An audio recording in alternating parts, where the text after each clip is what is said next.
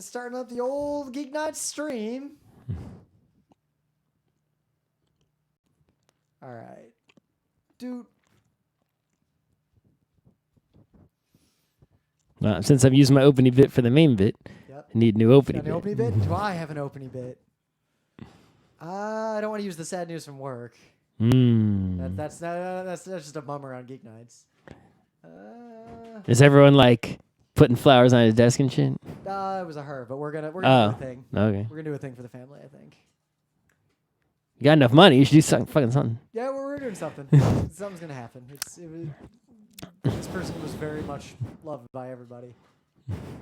What happened other than I don't want to talk about another hobo on the train, but I had a hobo encounter. No hobo. No hobo, no biking. I haven't biked. And no skiing. I'm gonna bike soon though. Yeah? It's getting warm enough, actually. I might bike to work next week. I bought all those warm biking clothes. I can use them. I ate at a restaurant. I haven't done anything. Nothing special's happened. Nothing weird's happened. I don't have any opening bit. What's going on? Unless I want to talk about the hobo. I don't really want to talk about the hobo. Ooh. Oh, someone said I was quiet. We haven't started the stream. Am I still quiet? You messed up all your stuff. Boo.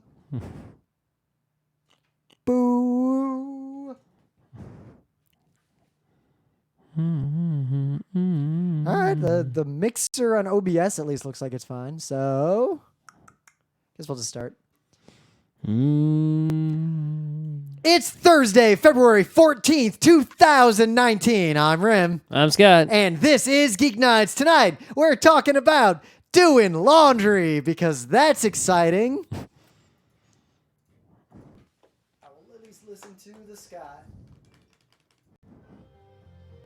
It's Thursday, February 14th, 2019. I'm Rim. I'm Scott. And this is Geek Nights. Sounds fine. All right. Oh yeah, there's people watching because they really want to learn about laundry. Let's open a bit. I know, I got an opening bit. So I was setting up to do Geek Nights a little while ago, and Creative Cloud was open, and I saw it had a notification, so I figured, there's probably some update to Photoshop or something. No, it gives you notifications for other shit now that are not updates to software. Yeah, I've made some configuration changes to where I think I only get the ones I care about, but I click on it just to see. And sure enough, there was a new version of Media Encoder and Premiere, so I clicked on that. And I noticed something I hadn't noticed. I noticed that the last round of updates left the old versions in place. So I had Photoshop, and then I had the newer Photoshop that all the people who are bad at Photoshop were complaining about because they fixed one of the most glaring UX problems in Photoshop, where you don't have to hold control if you want to keep the aspect ratio in a transform by default. People are really mad about that change. I don't understand why. Oh. So I noticed that for whatever reason, people get mad about any change, right? We've talked about that 1,000 times, right? Yep. Sicko sign. But I noticed that Creative Cloud had done a thing where it kept the old stupid version of Photoshop and Audition and all these things, and I just never noticed.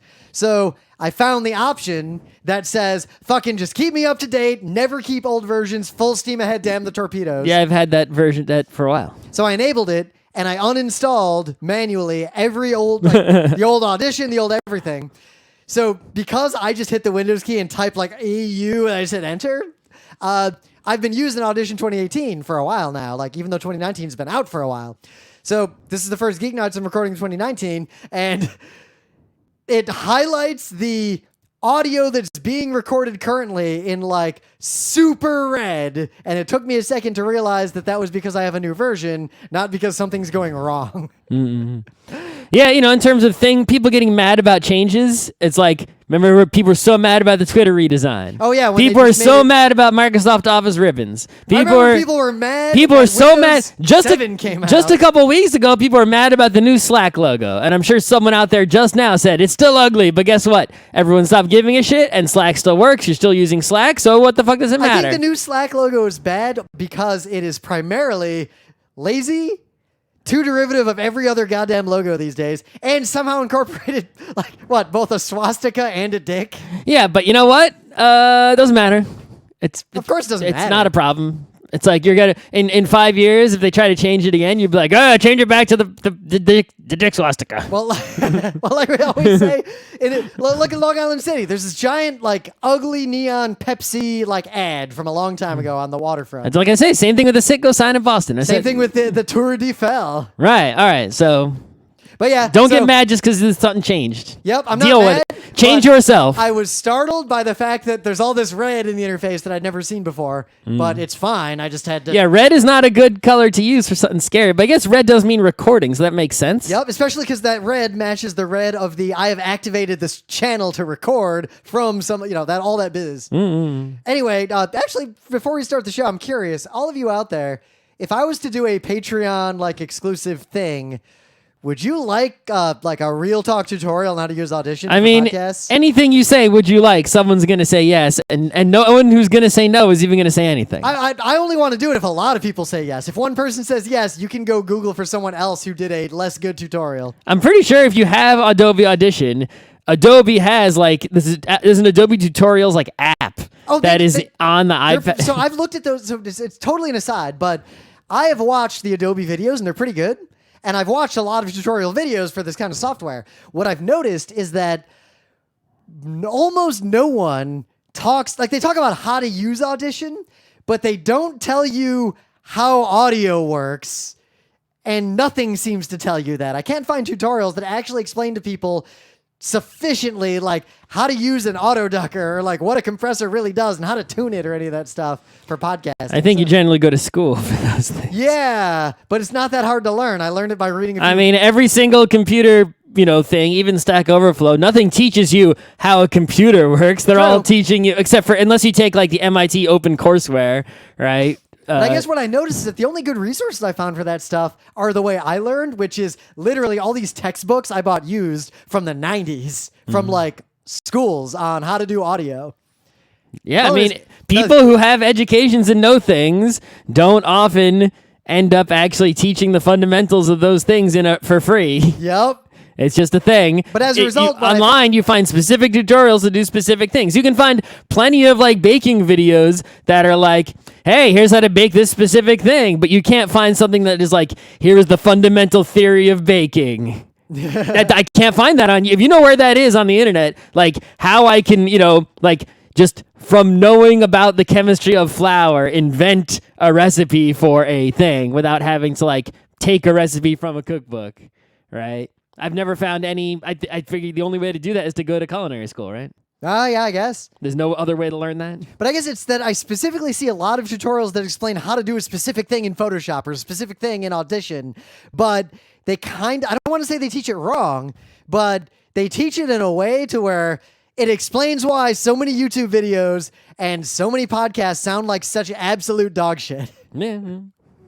So yeah, there's actually some really good news. This got leaked a while ago, not a while, like a week ago. Well, a week ago they were like, they threatened. There was Yep. and then today they're just like, all right, we're going through with our threat. And we're like, well good.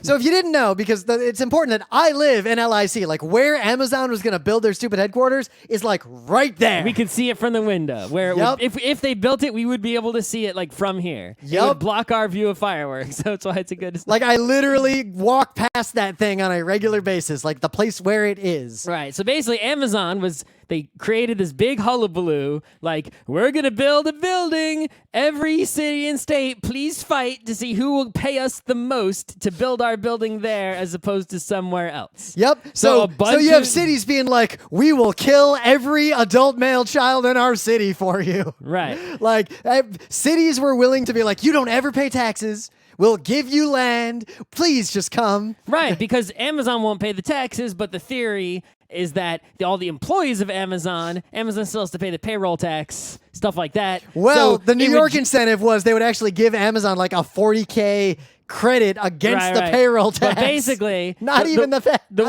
way it would work theoretically, right, is that you don't care about paying them to come because in the long term, right, all these cities and states are afraid of becoming Detroit. Right, which is it's like, oh no, we lost all our industry and now our town is a crap hole. You want businesses where you live because then it makes where you live a flourishing place with lots of revenues. Well, you got two and things. On one people end, you've got cities buying stuff. You've got living there. You've got like mid-tier cities that don't want to become low-tier cities. You've also got low-tier cities and non-cities that are hoping this will put them on the map. Right. So obviously, Amazon was only planning was only ever going to go to New York, San Francisco, Or Seattle, North Haverbrook. right? Places where there are or people want to, where tech people want to live and work, and DC to be close to the government and the Washington Post that Bezos owns. So yeah, the right? deal They is already weren't going to go anywhere else, right? Oh, they have Nashville office too, right? Yep. The locations were basically already decided. Like, Nebraska, you had no chance. That doesn't matter what you were going to give them. You could have been like, free rent for 1 million years, 'Cause look, free land. They would have not gone to Nebraska. in New York now, like, I can't hire good engineers. Like, I cannot hire people. There aren't enough people in New York City doing these kinds of jobs to hire. Right, but anyway, so what happened in New York is that the governor and the mayor usually don't get along, despite being in the same political party. Yep. Actually came together and not bribed legally, but created a plan to, an offer like, Amazon, here's all the great things we will give you if you come to New York. And they did that with zero input from anyone else. It was completely the executive branch of government, all on its own, in secret, developing this offer. Polling for the idea of, hey, would you like Amazon to come to New York was pretty high. Because supposedly 70% of people were in favor. Supposedly. Well, here's the thing.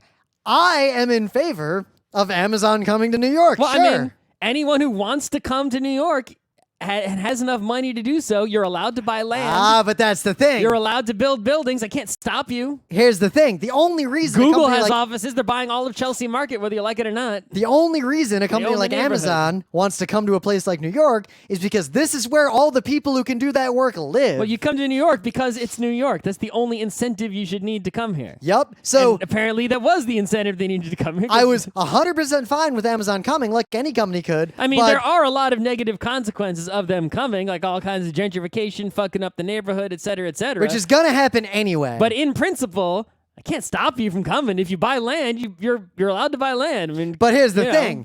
New York City, or really no city, should give the richest company in the world tax incentives to move to their city. It's like the examples I used, right, for analogies, right? The first analogy I came up with was like, all right, you're throwing a party. Yep. It's no invitation. Anyone can come to my party. And someone is like, oh, your party looks pretty good. I'd come in there if you gave me $10, and I'd be like, you can come in the party, but like, not giving you $10, dude. But the dude's like, oh, but if I come to your party, like, cool people will come because they heard I was here. Well, then you can fuck off. I'm not giving you $10. Yeah. If you don't want to come to my party, don't come. And in this case, instead of saying, all right, don't pay me $10, but I'll come in your party, and they just took their ball and went home. Yep, it's funny. So what I read is that basically it's not, they're moving HQ to somewhere else. As far as I can tell, they're just not fucking doing it at all now. So they're just going to hire the same people they were going to hire anyway, probably in New York, just in different buildings. They even admitted in their thing, like, yeah, we'll continue to expand our existing New York office. It's like, okay. Because here's the deal. Amazon needs New York. There's probably no other city in America where they could hire that number of skilled workers. Silicon Valley, Seattle. That's pretty much the area. There are a handful of places in the entire country where you could hire a large number of people with that kind of skill set. New York doesn't need Amazon. Amazon needs New York. Like someone pointed out that they were worried about Amazon just existing in Long Island City, our neighborhood, overdeveloping it.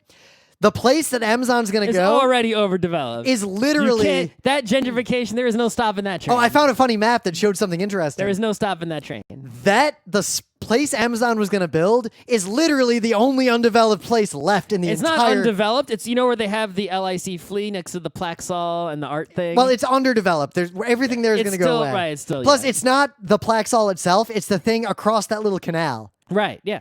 Right over there. That building is pretty much empty. It has a bunch of small, light industry. There was like an Instagram-ish candy type. It wasn't. It was one of those events where it's like, come here, eat food, and take Instagram photos. Oh, actually, that gives me. I went to one of those in that building. You know what else was there the other day? I don't think you weren't with us. So me and Emily were walking with the girls, and we're gonna go get some food. Like walk over to Vernon Jackson area, and we're walking by that spot. And, there's a fence with, like, that If undeveloped Amazon lot. was there, good luck getting a seat at Cafe Henri, Casa Enrique. Oh, God, La Casa Enrique. I got to go there again. So that one of the lots that's part of all this, there was a hole cut in the fence, and there was a bunch of lights in there, and a sign that basically said, like, the secret park. So we go in.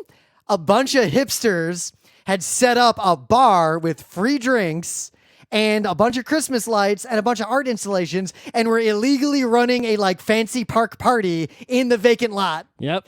That's what's there right now. Anyway, so the argument, a lot of people on the internet are actually fighting back. It isn't like, an onslaught of hooray. The internet is like half hooray and half boo because all the boo I see are people who don't live in New York and have no idea what it's like. No, I saw a lot here. of New York people who were boo, but they were all, They're all Staten Island? I don't know. Some of them were Staten Island for sure because they were saying, come to Staten Island. Well, anyone who says, oh no, New York won't get those jobs, that number of jobs is a drop in the bucket in New York City. The point is the argument that they were making was like, look, you give them $3 billion, but it's only X dollars over whatever. But if they come, we're going to get, X dollars. And it's like, I'd say we're going to get the X dollars anyway. So that land is going to turn into something equivalent to HQ2.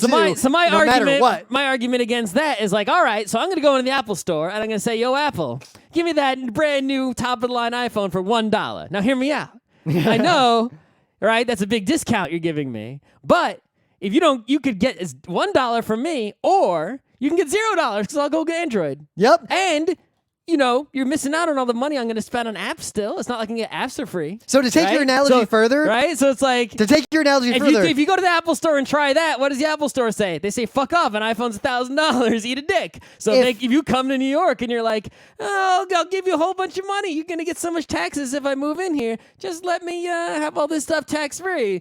It's like. So if Fuck Long off, pay Island the same City, price as everyone else. If Long Island City is the Apple store and you pull that shit and we kick you out, Long Island City, the way it's being developed already, there are like 1,000 people in line behind you who will give me hundreds of dollars for that iPhone. Yeah, that's $1,000 an iPhone. Yeah, I don't use iPhone. It's like we don't need you. I use a $200 phone that's just as good. It's like, bro, there's gonna be other people going in that spot if it's not you. That lot. Something's going there. That spot is literally. It's like a tiny percentage of the developable land in Long Island City. It's the only one that isn't yet developed. Everything else is already like planned for giant skyscrapers and giant buildings. Amazon would have been a drop in the bucket and would have ruined the subway. Yeah. I am 100% completely great that this happened, and it's mostly thanks to our state senator. Is he your state senator also? Yeah. I thought he's mine. I forget, we're right on the edge. I forget, I haven't voted in a while. All right, but yeah, so my state senator is this guy Gianaris. I forget exactly where the line is. I got to look at the map. I don't friggin' know. But basically, he is like he's always in like the New York news. He's like this in the New York State Senate. He is like the second person, right? Because Andrea Stewart Cousins is like number 1. He's number 2. Oh yeah, we're there. Right? Look, the line actually goes all the way down to the Pulaski. All right. Anyway, I voted for this guy like twice already. Right. And look at this. It goes all the way down. And basically, before this whole Amazon thing. Fucking gerrymandering. Look at this nonsense. Yeah, before this whole Amazon thing, his number 1 issue was bail reform. He was like, let's get rid of cash bail completely. That was his number 1 thing. Which is a good thing. Among his many things. Pretty much anytime he ever said anything, it was always good. And he's always like, he feels like he's someone who's trying to become governor or something big. It feels like he's an aspirational politician because he's always on like the local TV stations like New York 1 and Channel 12 and like local radio, always talking about everything. But anytime I ever see him, he's always saying the right thing. I hope it doesn't have like some secret Me Too stuff like every other white dude, New York does not have a good track record of seemingly awesome white dudes getting to a higher level of government and then immediately going like to jail. Our past few attorneys general. Yep. Yeah. We've had a rough run of attorneys general. But so far, he has been A+ dude. In fact, if you listen to old Geek Nights, we talk a lot about New York State attorneys general. We used to talk a lot about politics. That's a real important job. It is a real important job. Oh, don't forget, we got Letitia James in there now. There's a special election at the end of the month for the city advocate. No one's going to vote for that. That's a really important position. It's not that important, but it's pretty important. I'm still going to vote for it. Well, more importantly, it's kind of nonpartisan. There's like 20 people running. It's really, go look, whether you live in New York or not, go search and look at the ballot for the special election, because there are no parties in this election. So everyone running writes in their own party. So people have written hilarious things as their party. Like the first person on the ballot, their party is Fix the MTA. And that is the least funny of them. I feel like I want to vote for that one. I got to do my research and decide who to vote for. I'm voting for whoever's the hardest left or the hardest for social justice. The problem is I looked at everyone, and basically most of the choices are pretty left, and every single person on the left has like something wrong with them. It's always that way. And they all have a different thing that's wrong with them. It's like, we need to fix climate change. Yeah. And vaccines are bad. It's pretty much every single, and they're all crook slightly slow. So I guess you're going to have to prioritize which thing you think is more important. I think that's enough. Just go straight into the main bit. That was 20 minutes of Amazon. I was just surprised that it actually worked. I thought that they would just put it there and say, fuck you. I guess we can go a little bit further. Actually, there's something to say about that. So I think the thing that's most important about this is that the government, effectively the government of the state and the city wanted this. The business interests wanted it. The richest and most powerful... The executive branch wanted it. Yep. The new legislative branch did not. The richest and most powerful man and company in the world wanted it. And or pretended to want it. Yep. And basically, the people who live here and one state senator were like, you know what, now? And that was enough. Well, a lot of state senators. Yeah, but this state senator was on the committee that, as far as I can tell... well, no, he was... because of the Amazon thing, right? Andrea just appointed him to get a seat on the committee that would give him veto power. Yes, he had veto power. He's not on the committee yet.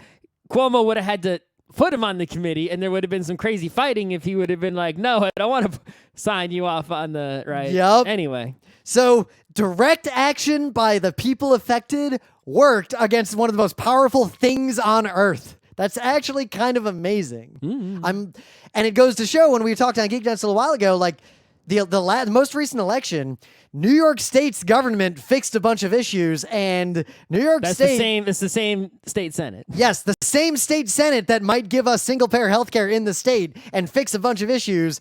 This is like the first thing they accomplished since the election that's big. So it's big news. The moral is, if you're mad about something, like...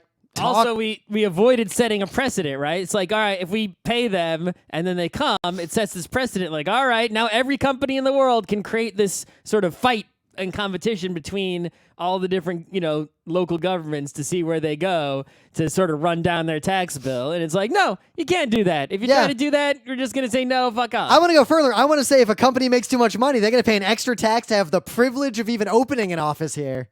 I think you should have to pay extra money to have the privilege of even doing business here. Yeah. If you pass the cost off... Any company above a certain size, you got to pay and if you want to be in New York. And if you try to pass the cost off onto consumers...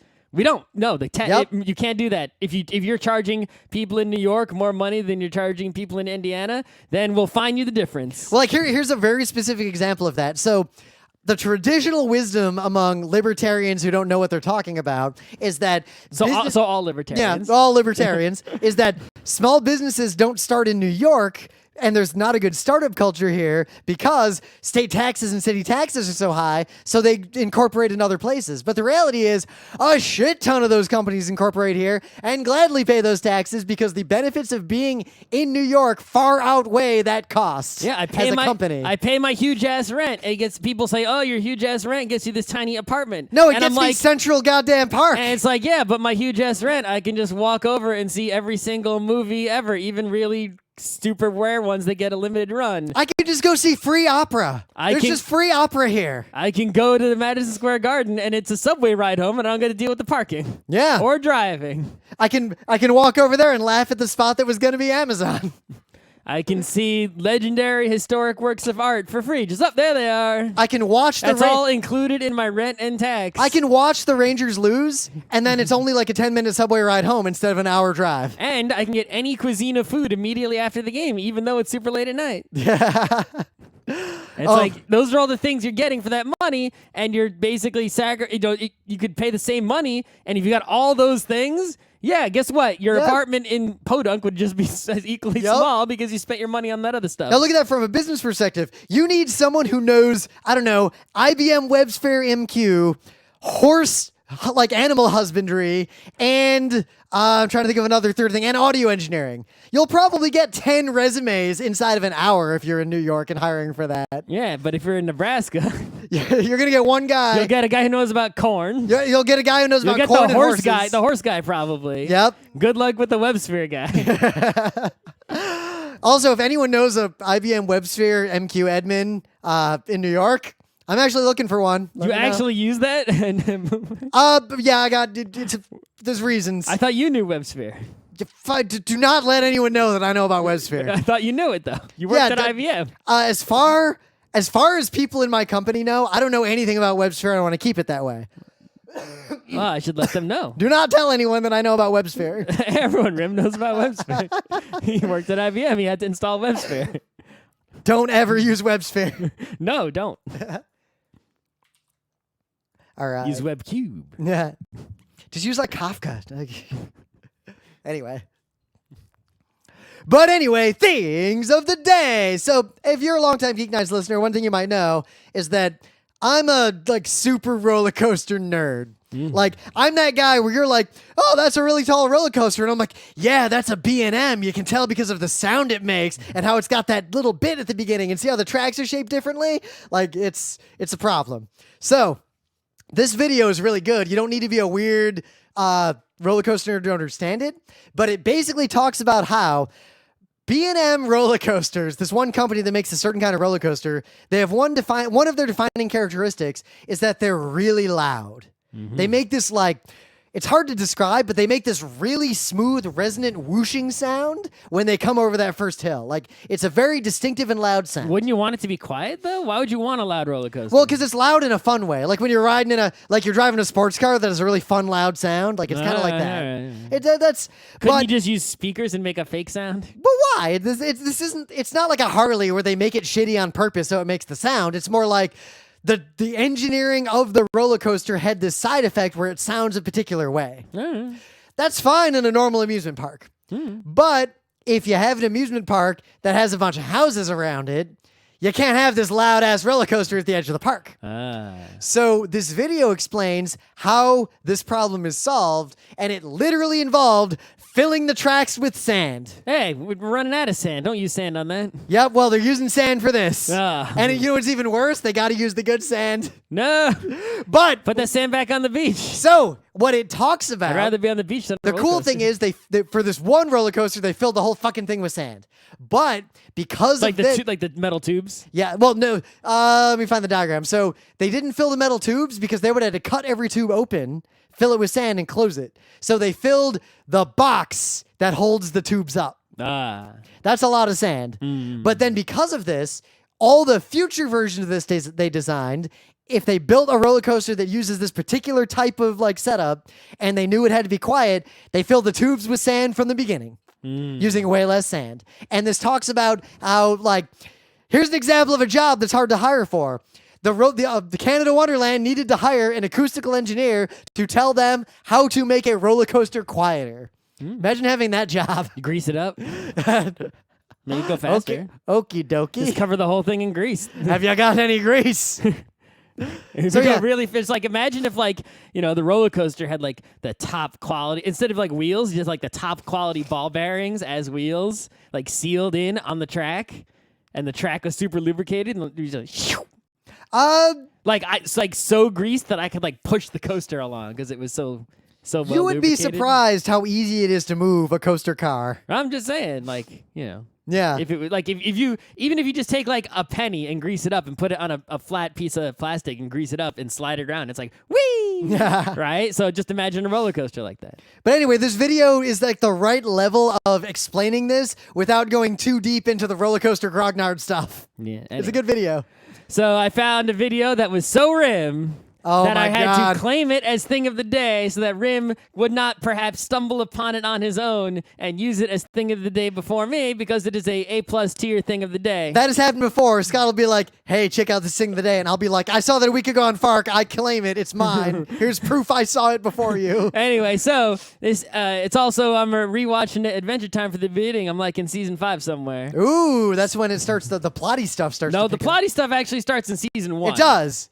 But there's a few People keep having this feeling that like Adventure Time is not plotty from the beginning. No, it's pretty much all the plot stuff is like in like super early. It's like right after the gut grinder. It's like, hey, Lich. When you watch it for the second time, it feels like that they had the entire show planned from the start, even though they probably didn't. Yep, It even like feels that they moment did. where Marceline's dad is like, you are the most evil thing I have ever encountered. Exactly. Anyway, so here is the famous bacon pancakes. Making pancakes, Right. making bacon pancakes. Famous bacon pancake song, which is Bacon, egg, amazing. I put it in a pancake. In like a zillion different languages. So it's great because A, you get to hear this in a zillion different languages, and they're all using the same tune, but B, you get to hear the Jake voice actor from every different country. Yep, because the Jake voice actor is a very important voice actor for this show. Oh yeah. This video is real good. This is my jam. The problem is like it's that same guy. Was it Joe DiMaggio? Not Joe DiMaggio. John Joe- DiMaggio. Joe DiMaggio. It's John DiMaggio, I think. Right? Yeah. And it's like now it's whenever I see Bender, I hear Jake. I hear Jake. So when because I watched more Adventure Time more recently than Futurama. Yep, so it used to be that Jake was Bender when I first started watching Adventure Time. But now Bender's Jake. Bender is Jake. What's 'Cause weird? it's like 90% the same voice. What's weird? Even though he is a talented voice actor who can do other voices, he uses that same, almost exact same voice for those two characters. Yep. It's not exactly the same. It is slightly different, but it's very similar. Yeah, you're running. There's a few characters between like Archer, Steven Universe, Adventure Time. There's a few voice actors that you just can't not hear them. Well, there was a Like Benjamin, you hear him in Archer, and then you hear him There was in an Adventure Venture Time Brothers. episode I rewatched recently where there was a character that was obviously John Hodgman who was just doing his own voice Yep. and not acting. And there's also what's the woman who does Mabel in Gravity Falls? Oh yeah. What's her name? I love. I knew her voice. name and then I forgot it. Well, also, I'm pretty sure the Fluttershy voice actress did the ponies in the new DuckTales. Maybe. But anyway, Mabel, I forget the woman's name, but like she did. I was watching an Adventure Time and randomly I hear her voice on like a single episode character. Oh, I know who you're talking about. And I'm like, oh, that's who that is. And she always does the same exact voice. I don't think she doesn't voice act to do different voices. She Yep. just acts with her own voice. Funnily enough, total random aside, I've been rewatching Star Trek Voyager, and Who cares? It's a good Star Trek. So Okay. the thing about Star Trek is they like most episodes will have like one guest star, just like they do a role. Oh right, because it's like our actual TV show. Yeah. So there's one episode where there's this other hologram of a doctor who's kind of weird and neurotic, and they do this whole thing. And I remember thinking, that guy kind of looks like a young Andy Dick. All right, that's funny. Whatever. It probably is. It was literally a young Andy Dick. It just that was a long time ago. That show was on TV. It literally was just a young Andy Dick. Mm. All right. In the meta moment, the GeekNights Book Club book, which we'll read at some point, is 2001. Oh no! So Uh-oh. I've been getting bored on the train with the various games I have because most of the good games I have on my phone like need some kind of internet to be worth it. Shit, Yeah. right. And there's not enough. If people out there make good games for mobile That don't need internet right now. Right, such as Neuroshima Hex and Race for the Galaxy, which are both great still if you haven't played those. Yeah, but at play this them. point, But I the point is I've played them both so much, I need a new one. I can play an entire Race for the Galaxy between Hunter's Point and Vernon Jackson. Right, it's like I need a new mobile app of that caliber for gaming that I can play on the toilet or train, and since I couldn't find one, I was like, oh right, I'm supposed to use To read a book. I'm supposed to use the Kindle app on the train, not the game apps. Oh, I forgot I've had that plan, and I forgot that plan. Should I actually start reading 2001? I remembered that plan, and on the one subway ride from home to here just now, I read like 3 chapters. All right, I'll start reading it tomorrow morning. It's all about the monkeys. Yep. Yep. So 2001: A Space Odyssey. Ba- Also, the monolith in the book is not black. It's like a translucent crystal thing. Yeah, that makes sense. Anyway, What else is meta? So PAX what East. else? So PAX East is coming the hell up.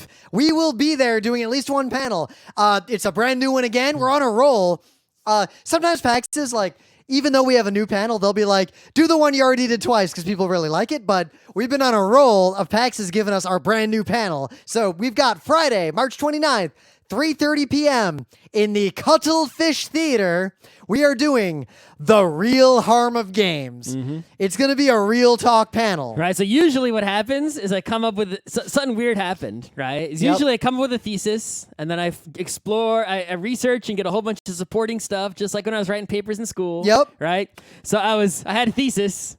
And mostly I wanted to complain about gambling, children gambling, and I was like, I can't just do a panel on children gambling. I have to do it, make it a broader thing. Yeah, I have so many panels that are only like 20 minutes worth of material. So I started researching other harms of games besides children gambling, and you know what? A lot of the things are not harm. There's not a lot of harms of games. Exactly. Like so I have to slightly change the thesis to be like, look, games are instead I think the moral is going to be along the lines of games have some harms, but they're not the ones everyone thinks they are. And here's the one thing that might actually be a harm of games. Let's not make this mistake. Let's keep games from being harmful. Yes. My original plan was going to be, violence isn't a harm of games, sex isn't a harm of games, but this is, and so is children gambling. But it turns out there's probably only one or two. Now my thesis is, they said violence was a harm, they were wrong. They said this was a harm, they were wrong. Yep. D&D made me a Satanist, but there's nothing wrong with that. Nope, not harmful, this, not harmful, this, not harmful. Yep. Games are super good and not harmful. Except children gambling. Yep. So and let's fix that potentially shit. the exploitative nature of the industry that makes games. Yes.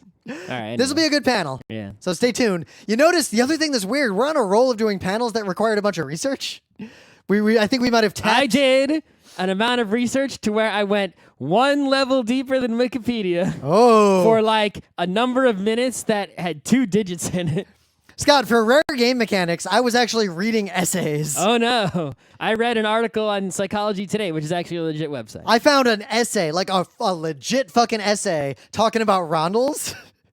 It's actually really good. I feel like I could turn that into a panel on its own. I don't think your rondel panel is going to get accepted. PAX Unplugged might accept a panel that's literally just an hour of rondels.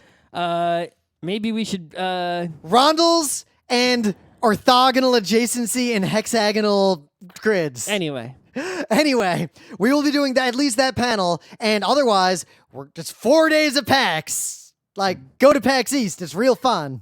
Beyond that, this is actually the end of our long run of PAXs, and then we actually have a break from PAXs before PAX West coming up in September. Spend your warm summer months if you're in the Northern Hemisphere enjoying bicycles or playing video games because you're out of school or whatever. Or skiing, because skiing's great. In the summer.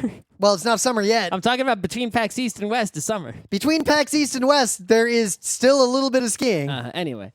Early April skiing. Spring skiing is fun. All right, so today's episode is about laundry because I had an opening bit about laundry that I decided to turn into the main bit, so that way I'm going to give you the opening bit right now. So, I was doing my laundry yesterday. Yesterday? Yeah, 2 days ago. Now you do laundry like I do, like downstairs in your apartment building. Yeah, I was doing it 2 days ago, and I was just reading the laundry instructions on various articles of clothing, right? Oh yeah. And I was reading the tag. I realized, I was reading on things I didn't know how to wash. Right? To does it be delicate or can I dry this? No dryer. Right? Trying to make a decision. Yep, I've done that. I have some weird articles of clothing that actually had surprising instructions. Had I not read that label, I would have ruined them. So I looked at the tag on some jeans, which I'd never looked at the tag on So before. I'm going to guess, because jeans usually say, modern jeans, wash inside out, machine wash cold, line dry, do not tumble. Yeah, so it was that first part, the inside out. Inside out, Scott. Never in my Pants inside out is like the secret to happiness. I can't believe you didn't know this. I have 36 years of life doing laundry for half those years at least, more than half, right? And never have I washed a pants inside out on purpose. Logically, I figured this out as a kid. I've always washed them inside out, and here's why. Even before labels would say it. Reason number 1, The stinky bits are on the inside, Well, not the outside. I don't stink. Well, sometimes you might stink. Uh-huh. If you don't wash your jeans, My clothes get dirtier on the outside, where dirty things in the world touch my clothes. but there is sweat. Like filth of New York. Yeah. Filth of New York. But here's the thing. Dirt from the street. So one, Hobo pee. sweat will come in from the inside, not the outside. So if you tear it inside out, you're going to wash the sweat out. Don't Two, have that problem. other pieces of clothing and buttons and shit and the sides of your dryer and the agitator are going to scuff up your pants over time. I don't care about that. If they're inside out, they'll scuff up the I've part never no one had that sees. problem. But that's the reason you wash them inside out. No, the reason I wash them inside out. All right. See, when I used to wash jeans, not inside out until this week. When I'm curious why you think this now. Well, you might not know this because you've never washed them out. I guess you always knew to be inside out. I've never washed my jeans outside in my entire So life. when you wash jeans not inside out, what happens is they actually come out of the dryer, right? Kind of stiff. Well, you never put your jeans in the dryer. Yeah, I do. No, you shouldn't. Why not? Wears them out faster.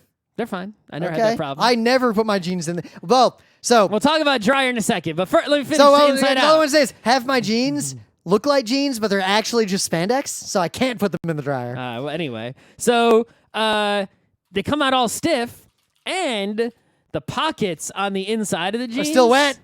No, they're not. They're not wet. No, they'll be wet. They're just. if you want tumble dry low, they'll be wet. No, they're all bunched up, and like when you put them on for the first Oh, time, yeah. they're all like, and you have to, right? I've never experienced that. Because you never washed them Yeah. not inside out. But now, as soon I'm like, oh, it says inside out, so I put them all inside out just to see if there was a difference. And when I took them out of the dryer, they were all smooth, and the Ah. pockets were straight, looking like I had just bought these jeans at the store 5 minutes ago. Ah. And I was like, whoa, I guess I'm never putting jeans not inside out ever again. So here's an important nuance to that if we're talking about laundry, because this laundry, we're just going to stream of consciousness this. So, Well, let's talk about the dryer. oh yeah, so we'll get to the dryer, but when it comes What to you should and jeans, should not put in there. there are three effective kinds of jeans in the modern world. When I was in middle school, there was, as far as I knew, there's only one kind of jeans. Heavy ass denim jeans that you can put in the dryer that are invincible and last forever. I mean, that's, yeah. So nowadays, I have a couple pairs of jeans that are like that, like old super heavy denim. They're the same jeans I've had since middle school. Okay. They're the exact same jeans, unchanged. Most of my jeans now are fashion jeans that are not that durable, and they look like jeans, and they're fashionable, and they're tight, and they're comfortable.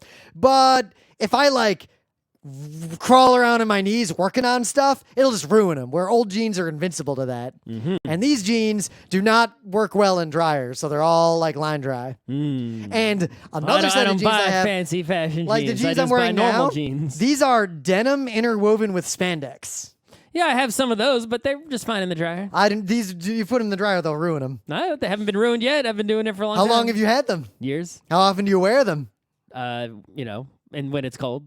Okay. Anyway, so should we talk about the dryer? Yeah, so the thing I learned actually from Luke Crane of Burning Wheel. So I just want to point out, me and Emily have been telling you this for years, and you always ignored us. And then randomly Luke Crane says it. No one ever and told me that. You came back to us and said, "Hey, guess what I learned? I have learned this no thing." memory. Yes, Scott. Anyway, I Anyway, have no I'm just pointing memory this- whatsoever. I'm just pointing this out. So You- Luke Crane was wearing a shirt from it was like an old concert t-shirt, but it looked like he had bought it the day before, even though the concert was many years earlier.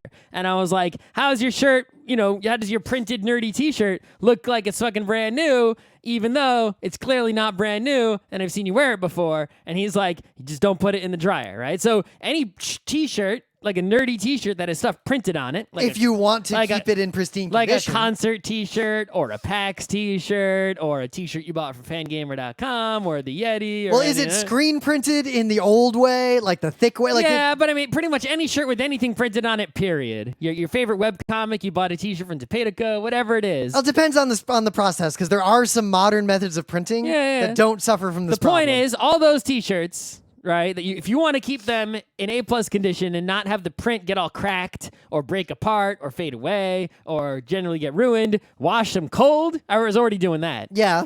Don't put them in the dryer at all. The dryer will, even if it won't melt the printing like immediately, like you put it in the dryer once, it comes out. It's like, oh, it's fine. But it'll crease it a few times and weaken it. Right, but if you put it in the dryer just like one time, you won't notice any problems at all. Look perfect. 2 times, you won't notice. But over time, so gradually that it escapes your notice, it will start to fall apart and not be in good condition anymore, and you won't realize it was because of the dryer. Because it's not like you put it in the dryer and take it out and suddenly it's messed up. So, Scott, I'm going to blow your mind. So There's a third thing you need to do. Hang that shit to dry on like some sort of drying, if you have a drying rack, hang it straight up. If you have a rack, or if you had the string out behind your house, the clothesline. So there's a third piece that I feel like you should have been able to infer.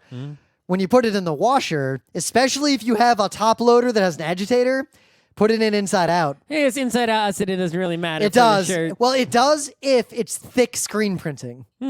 If it's like the more dye style as opposed to the thick paint style, that's not a concern. But if it's the thick style, like the Mosey shirt, if you don't wash it inside out, that's what causes that cracking. Well, I haven't had a problem since I learned to go without the dryer on those. So let's talk about the dryer, because one thing a lot of countries, people seem to not use dryers. And well, usually hot places and dry places, you don't need dryers. But I spent my whole life having to wash her in a dryer. And basically, my use of the dryer is towels, sheets, you put them in the dryer on high. Yeah.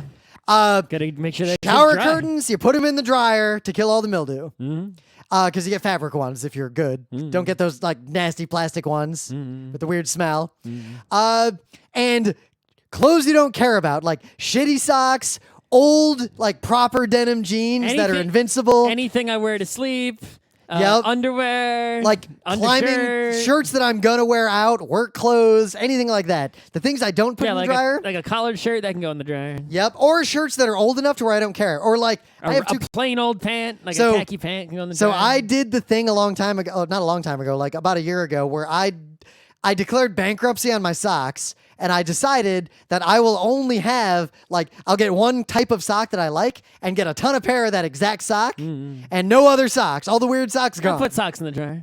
I put my regular ass black socks in the dryer. I do not put my smart wool socks in the dryer. No, that's, I put smart wool socks in the dryer. It'll ruin them. It wears them out way fast. They're fine. They'll wear out. They've lasted years. Yeah, years. Mine will last the rest of my life. Okay. Is my plan. Also, mine are People socks, not Smart Wool brand, but it's basically the same shit. Yeah, well, so the thing is, I have kind of this extra usage in that I have a lot of Smart Wool socks that I wear every day, like at work, because they're really comfy. But I also have a bunch of fancy sport socks to use for running long distances and things, that special ski socks. Those all get hung up to dry because they're really expensive. I don't want to buy ski socks more than a few times in my life. Yeah, when it comes to something that is a delicate item, some of them, I look at the label and I look at my circumstance. Am I in a hurry right now? Yeah. How much space do I have in my drying rack right now? And it's sometimes I'll put some things tumble dry low if it says they can tumble dry low. Yep. Right? Like a hoodie. If the label says you can tumble dry it, I will just if I got a tumble dry it. hoodie, right? If I'm washing a hoodie, I'm usually going to want to hang up the hoodie. I don't want to put that in the dryer. Yep. But hoodies do take a long time to dry. Yep. And it says you can tumble dry low, so it's I'll hang it up if I can. Scott, tumble dry it inside out. Zip it up inside out. I'm not kidding. It doesn't matter. It matters. It doesn't. In the dryer? The point is, tumble dry low is the option for some. It's the borderline between I could dry it, but I don't want to. I'll put it this way. Here's what I don't put in the dryer. Fancy, expensive, weird socks that have wool and stuff in them. Nerd shirts that I actually want to keep. Nerd shirts I don't give a shit about, they just go in the dryer. That's right. And all my technical fabric sports nonsense. I hang that if I got all my heat techs and my bike heat clothes, tech, my compression shirts. The thing is, most of those things are so hydrophobic that they're not even that wet when they come out of the wash. Well, my microfiber towels, they dry within 30 seconds of me being done with them. Right, just so by it's putting them in the air. It's they're all weird fabrics that don't absorb water like cotton does, and they don't come out of the washer like a sponge that's soaking full of water like a towel does. So I can just hang those up and they'll be dry in an hour. Now I would dry all my cotton stuff, but actually as time goes on, cotton kind of sucks for most uses. So I've gotten rid of almost all my cotton. I don't really wear a lot of cotton anymore. T-shirts are cotton. That's it. T-shirts, but even then, most of my T-shirts are a cotton rayon blend or a cotton nylon. They're always a blend, and I prefer to wear technical fabrics if I can get away with it. So here's the thing I was thinking about in terms of anecdotes. One thing that bothered me a lot at RIT, and it still bothers me because I encounter it kind of often, is I encounter a lot of people who don't understand how to do laundry.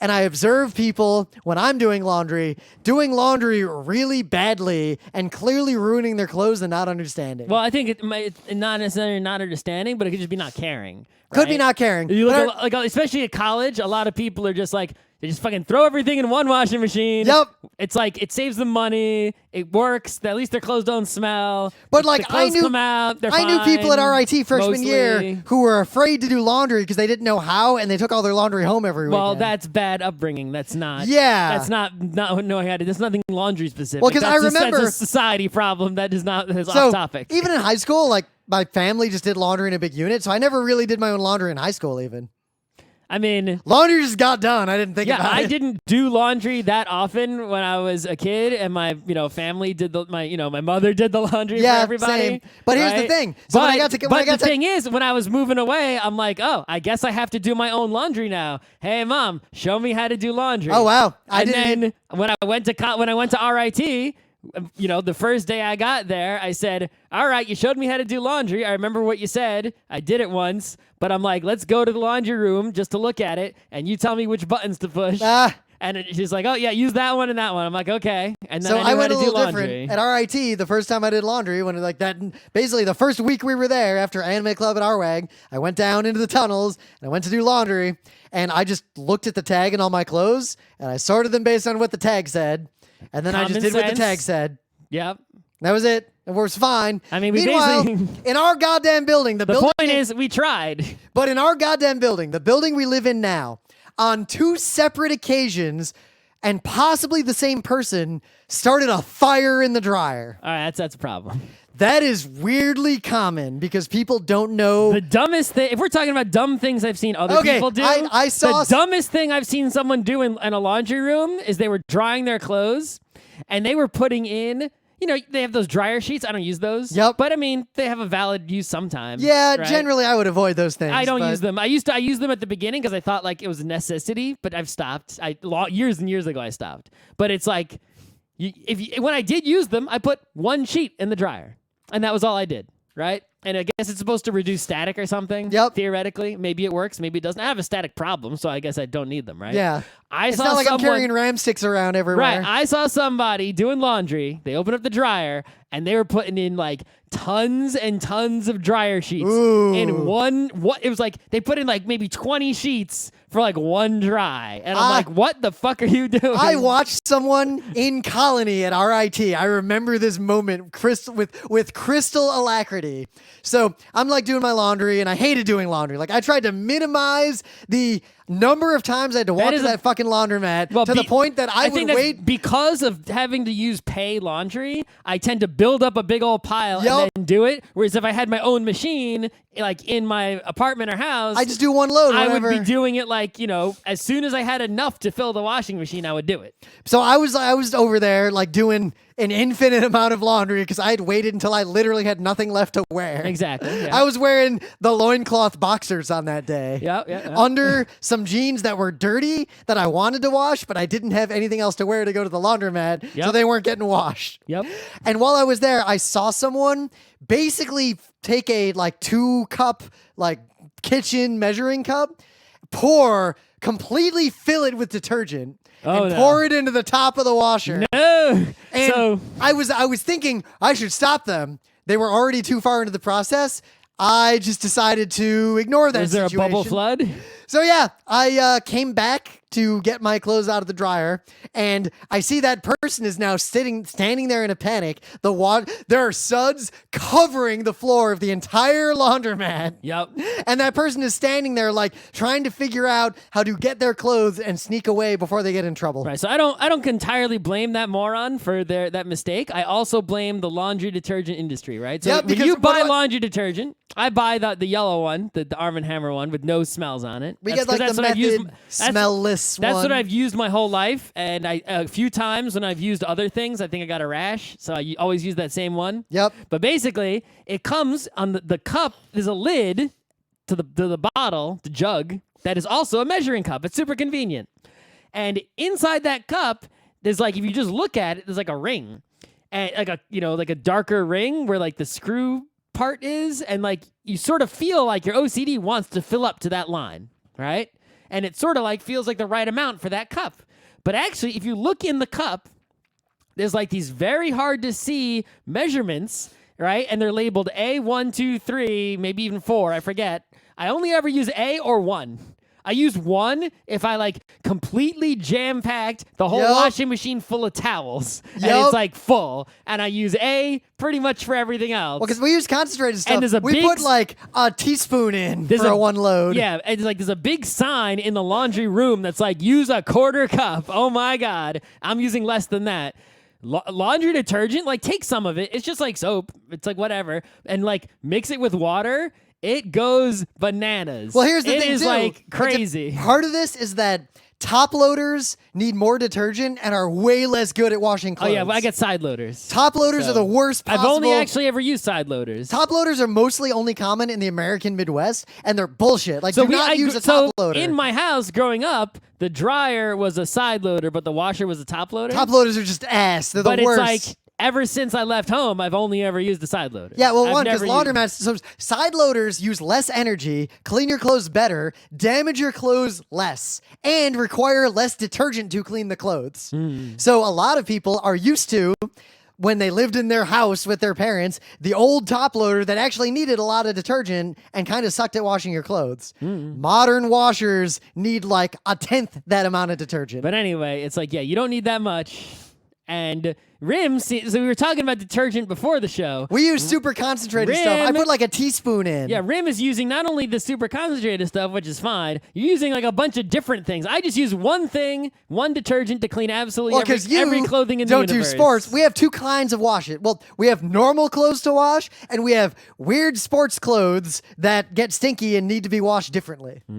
Sports clothes are hard to wash for reasons I don't want to get into. I have weird sport clothes for biking, and I wash it with the same shit. You I don't put it in the dryer, but I just wash it with the same stuff, and it's just fine. This is like the compression shirt that I wear running, where I make one of these stinky and dirty. I have almost every day because I run almost every day. I have like a base layery shirt for biking when it's cold, and I just wash that with regular detergent just fine. Yeah, what's it made out of? What's the fabric? It's some kind of weird fancy. Yeah, it depends on which fabric. Anyway, I don't pay that much attention. I just said, shit, I have to bike when it's cold and I really don't want to. Let me buy every possible thing that will keep me warm. I have gym clothes that every time I use them, I drench them in sweat.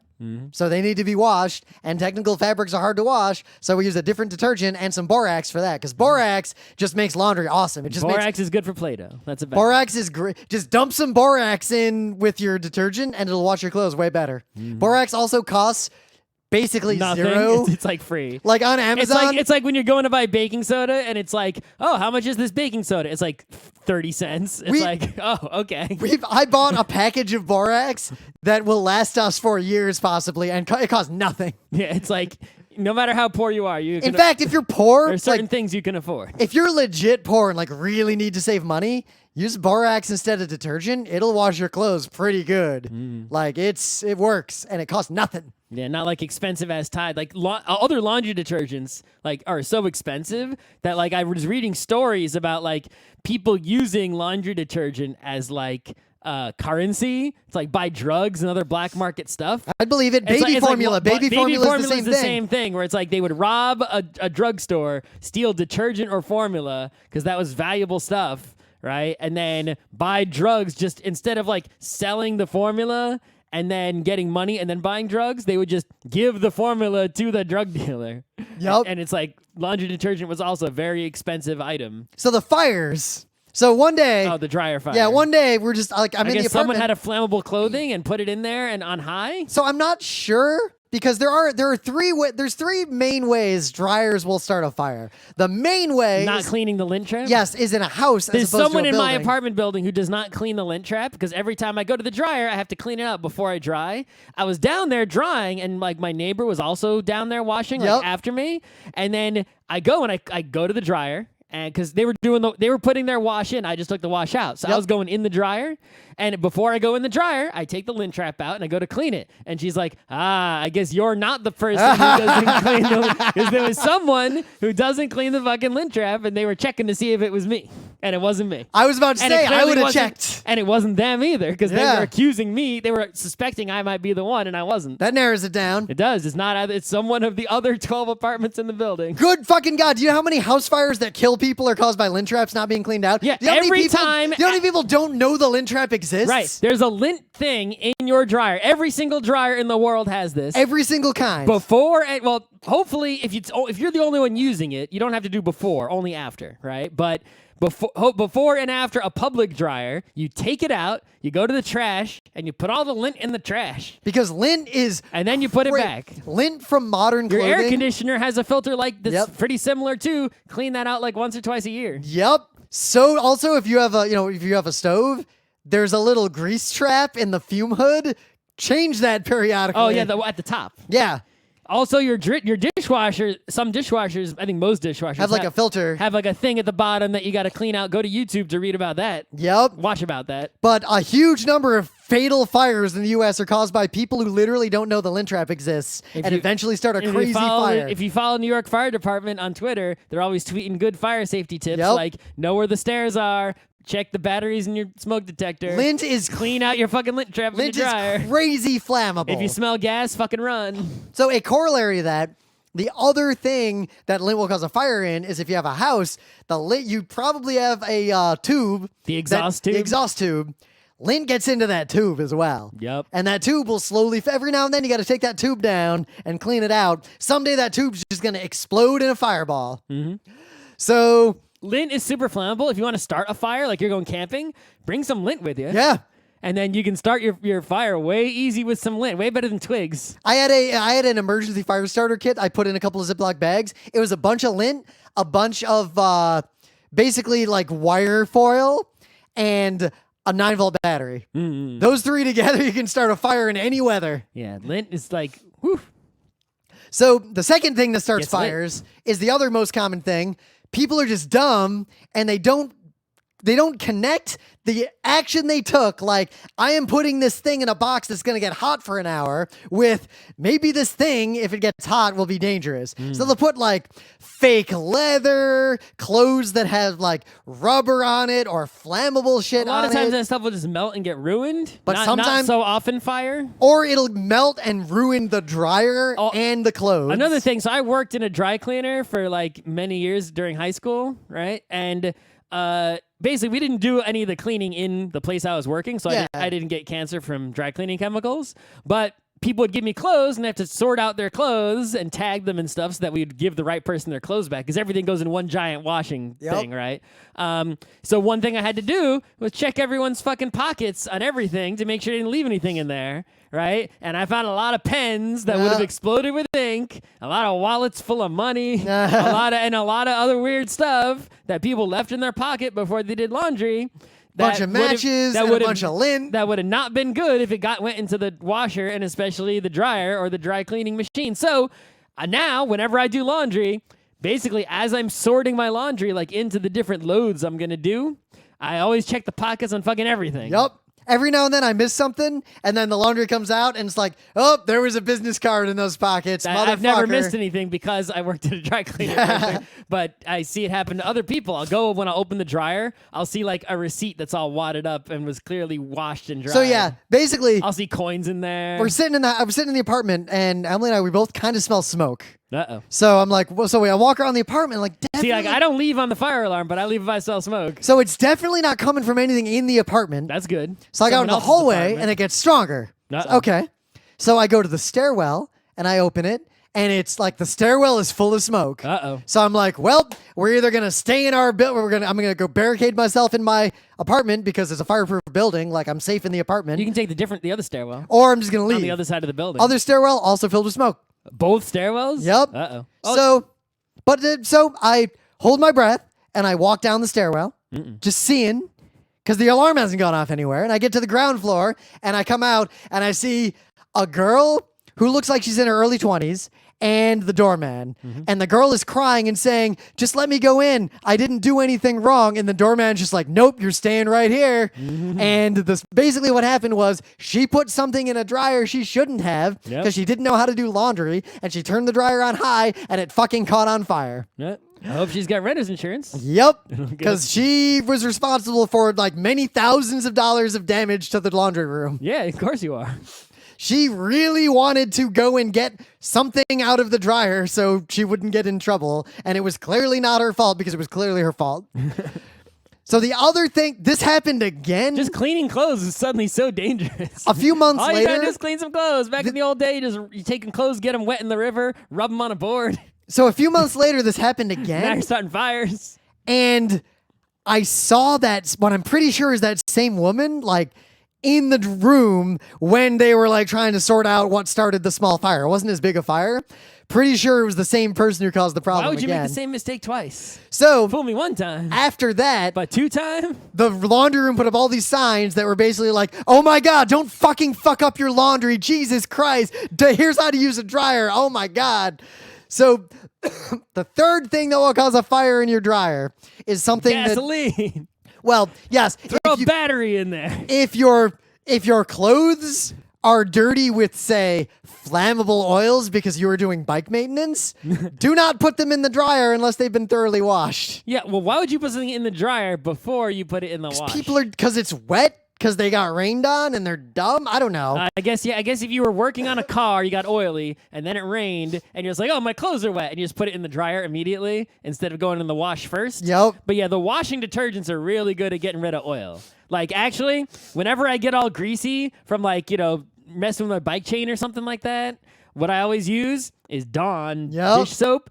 Then it's like, whoosh. It's like, oh, man. So laundry detergent, similarly strong. It's just even more concentrated than dish detergent. So I don't use that, but I could. But there is a third thing that will cause fires in dryers that people don't know about. I think I talked about this on Geek Nights a while ago when I told the story of the fire because I was mad about it. Suddenly this is about dryer fires and not about laundry. Well, the more, if you have old jeans that have, especially I didn't a even button. get to talk about the different modes on the washing machine. Oh, yeah, we can finish on that. We can end on that. Anyway, if you got jeans that have a button fly, don't wash your jeans on high and then let it sit for a while because those buttons will be hot enough if the dryer isn't spinning to potentially ignite some other piece of clothing that's touching them. That is a way that you can start a fire. Yeah, I don't wash things with metal on high. You can avoid all of these problems by never putting anything but towels in on high, like God intended. Pretty much I do. Towels on high, everything else medium, but also delicate things tumble dry low. Yep. If you're going to put a nerd shirt in, lowest possible. So those are the dryer modes, pretty much high, medium, low. No other dryer mode matters. You got a fancy dryer with other modes, they basically don't matter. You only need high, medium, and low. Unless you get the drying rack dryer that doesn't tumble, you literally, I want one of these. You hang your clothes on hangers in this thing, you close the doors, and it just circulates air over them without tumbling to dry them without heat. I just use the drying rack at that point. That's a fancy dryer you only have if you have a fancy house. I guess so. But anyway, so the washing machine modes, right? Well, it depends on what kind of washing machine you got. There are a lot of washing machines with a lot of different modes, but the main mode that people I think don't use correct, because I think people know it's like, yeah, if it's like white and you don't care about the colors getting torn out of the clothes, and you don't care about the clothes like shrinking or something because they're a sweater, you can go hot. Towels. Hot will clean your clothes better. White undershirt. Sometimes. Right, white undershirt, stuff like that. You can go hot or warm if you want, right? If it's something that you don't want messed up, like say your nerdy t-shirts that you're not going to put in the dryer, just go normal wash, but cold. Yep. You gotta go cold. Well, here's the thing. Normal washers, like cheap ones or like side loader industrial ones like in our building, there's only 3 modes. Hot, medium, cold. Right. What that actually means Mine is... has 6 modes. What it actually means, hot means wash hot, rinse cold. Warm means wash warm, rinse cold. Cold means wash cold, rinse cold, because it fills with water, drains, fills with water again. Fancy dryers lets you set the wash and the dry independently. So there's also something you got to check is in the back of a washing machine is not complicated. It's 2 hoses, a hot water hose and a cold water hose. Yep. A lot of washing machines are hooked up wrong. Because people are dumb and don't know. The washing machine doesn't know the temperature of the water. It just says, well, if you told me to use hot water, I use hose A. And if you tell me to use cold water, I use hose B. I was trying to come up with a way to make a joke there. No, it's the Jose joke. Yeah, Jose, I was trying to make the anyway, Jose joke. But yeah, so a lot of times people put the wrong hose on the wrong thing, and you tell your washer to do cold, does hot. Tell you hot, does cold. So Now this is extra bad. So you say you tell your washer to do a hot wash. It's gonna wash the clothes cold, so you get none of the benefits of a hot wash. Rinse them. And it's gonna hot rinse them, which just ruins them for nothing. But anyway, so other modes in the washer, you got to get this delicate mode. Which Those modes use that for some sweater action. Those tend to only exist in either shitty top loaders, and what that means is the ones that in my building have they have hot, which I don't use. Yep. They have they have white. White is hot. They have whites, colors, brights. Bright is cold, right? Color is warm. See, I don't like. Hot. I do Then not it like. has- I don't like washers that say like what the mode is for. I like washers that say what they do. There's a guide on the wall that tells you what the modes do. Yeah, but I need to know what it does. I Yeah. want to know like it's gonna tumble like this. Right. So then it has delicates, woolens, which, as far as I can tell, are identical. And then the final mode is the mode I think people use wrongly or don't know or are scared of or like don't use because they don't know what it means, is permanent press. Permanent press was a mode I used for most of my clothes back when I had a dryer that had that option. Right. So permanent press is basically this mode where there's like this like cold rinse at the end. I don't know exactly how it works.